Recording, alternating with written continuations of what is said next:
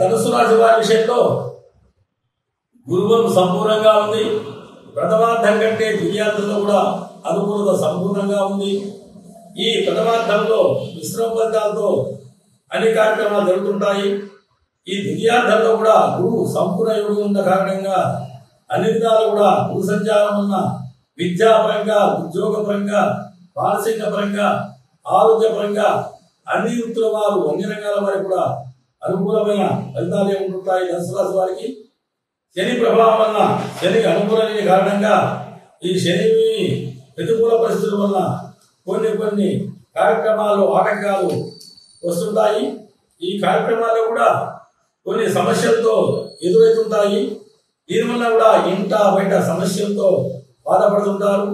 వీరు కూడా శనీశ్వరి ఆరాధన సంపూర్ణంగా ఏలినాటి శని ప్రభావం వలన వీరు మానసికంగా, శారీరకంగా కొన్ని సమస్యలు గురవుతుంటారు.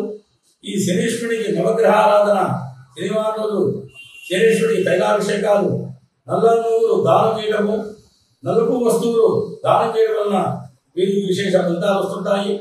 వీరు కూడా చక్కగా పూజా కార్యక్రమాలు జరిపి ఈ శనీశ్వర మంత్రాన్ని రోజుకి 105 సార్లు జపించారంటే శని దోషాలు లేకుండా అన్ని విధాలు కూడా అనుకూలంగా ఉంటుంది. శనీశ్వరుడికి ఇష్టమైన నువ్వుల నూనెతో తైలాభిషేకాలు, నల్లని దువ్వులతో శనీశ్వరుడికి బెల్లము ఇలాంటి పదార్థంతో నైవేద్యం పెట్టామంటే సంపూర్ణమైన ఫలితాలు వస్తాయి. శని దోషాలు కూడా శీఘ్రంగా తొలగి మనకు మనశ్శాంతి, అన్ని విధాలు కూడా అనుకూల పరిస్థితులు ఉంటాయి. ఓం శనీశ్వరాయ నమః అనే మంత్రాన్ని 108 సార్లు జపించండి. విశేష ఫలితాలు కూడా పొందండి. ఇది ధనుసు రాశి వారి యొక్క